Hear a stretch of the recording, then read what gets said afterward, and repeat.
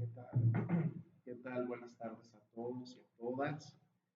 Y pues igual que el compañero Orlando, también agradecer su presencia, agradecer la generosidad con la que el maestro nos acoge en sus espacios de tallereo, a los compañeros que nos leemos atentamente y siempre con afán de mejorar. Yo creo que ha sido una experiencia en lo personal muy vivificante para mí porque después de la pandemia pues uno tenía la necesidad, ¿no?, de acercarse otra vez a estos espacios y siento que caí en muy buen lugar con las personas indicadas y pues les voy a compartir un texto que surgió de este trabajo ya de medio año, ¿verdad?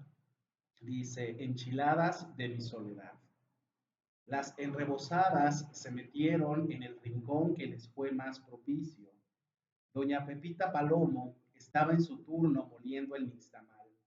Fue la única en poder ver mejor lo ocurrido, pues solo se fue de bruces por debajo de las bandas del molino, las cuales siguieron en su trajín ajenas a la escena que había aterrado a las mujeres tan de repente. El Sebas disimulaba lo propio, tratando de calmar a la mujer que había irrumpido en la tranquilidad de la mañana, al aducir una y otra razón. Mas ella no quiso escuchar. Rendido, el maricón terminó mentándole la madre y pidiéndole que si algo iba a hacer con la pistola, lo hiciera de una vez, porque después de la molienda tenía mucho que hacer.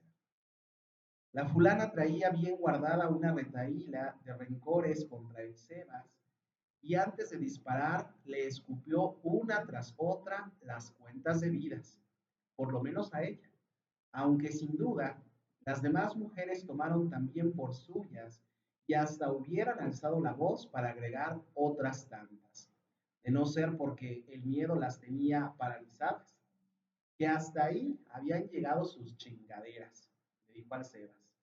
Más le hubiera valido nunca haber llegado a la soledad. Además, no aguantaba su señor cuando regresaba de la casa del afeminado, al tiempo de despreciar la cena hogareña dispuesta para recalentarla, porque lo había esperado toda la noche. Pero lo más insoportable, según dijo, era haberla dejado de solicitar para el uso de mujer. La tenía tan arrumbada, sin tocarla siquiera, cuando ella anhelaba, como lo más sagrado en la vida, tener un chiquillo. Y ahora, por culpa de los embrujos de un chotorrón, sus sueños se hacían de humo. Y así, sin más que agregar, le descargó los 6 disparos de su revólver. El Sebas nomás alcanzó a decir las primeras palabras de la magnífica, y doblando el cuerpo fue a dar directo a la palangana, donde momentos antes doña Pepita Palomo había estado recogiendo su masa, la de la jornada, la usada a diario para los antojitos que vendía en la plaza principal de la Soledad. Por supuesto, llegaron los gendarmes y anduvieron en sus averiguaciones, pero muy pocas señas particulares pudieron sacar, no más rumores sobre la asesina. Y más bien, las mujeres terminaron dándole la razón cuando fueron interrogadas, arguyendo los mil vicios del Sebas, que sin duda alguna lo habían llevado a aquel horrible pero natural desenlace, dado su talante siempre dispuesto al escándalo y la imprudencia. A lo más, los rurales pudieron hacer un informe para esposar al homicida como una fuera ella, pues si bien nunca la vieron directamente, su voz no era conocida. Por lo dicho antes de la descarga, las mujeres sacaron hebra y la retrataron como una pobre mujercita, recién casada. No había podido aún encargar chamaco, porque al esposo le daban agua de calzón en los convites ofrecidos por el joto del pueblo, ahora occiso, en donde es, además de bailar vestido y pintarrajeado como cuplé de carpa, vendía aguardiente y hasta se dedicaba al viejo oficio de la usura, al hacer firmar pagarés a borrachines empedernidos. Por su parte, doña Pepita Palomo dio un leve indicio al informar sobre el uso de zapatos de charol con que calzaba, muy relucientes, como los llevaban algunas curritas de San Luis.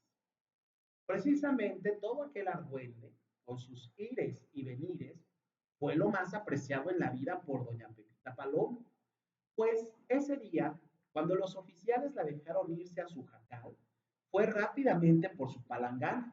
Nadie se molestó en arrebatársela, pese a estar en la escena del crimen, y se llevó a casa su masa colorada.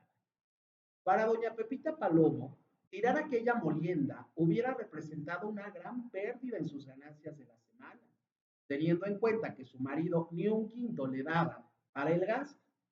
De esta manera, con aplomo, molió unos chiles anchos remojados, molidos sin semilla, y los agregó a la masa para disimular un poco el sabor amargo de la sangre del difunto. Con ella hizo tortillas, las rellenó de jocoque y dobladas las puso a freír. En nombre sea de Dios, se dijo, que las pruebe primero mi viejo, y si a él le gustan, pues las puedo ofrecer como unos nuevos tacos. Es más, como unas enchiladas. Doña Pepita Palomo jamás esperó semejante reacción de don Anastasio. Después de unos cuantos bocados de aquellas nuevas enchiladas, sin saber, claro está, el ingrediente secreto, comenzó a llorar. Pero lo que se dice llorar, ese lamento improbable en la gente común, esos lagrimones oídos solamente en las radionovelas, pero no en la voz de los galanes, sino en la de las damas, cuando en algún episodio planean su desgracia ante la pérdida de un amor. Las mentadas enchiladas pronto cobraron fama. La gente iba por los rascuaches, páramos y calles polvosas de aquel pueblo contiguo a la industriosa capital del estado con el firme propósito de probar unas enchiladas de mi soledad, como las había bautizado doña Pepita Paloma, y no por un afecto al terruño, como pudiera pensarse, sino debido a la conclusión obtenida por la noble señora, fruto del llanto de don Tacho. Hacía mucho que estaba sola. Probablemente desde que el borracho de su marido, como el de tantas mujeres en aquel lugar, abandonó el uso natural de sus vergüenzas, entregándose a placeres inominados, entre perfumes y telas vaporosas, de una quimera que escondía en sus entrañas la perdición misma. Gracias.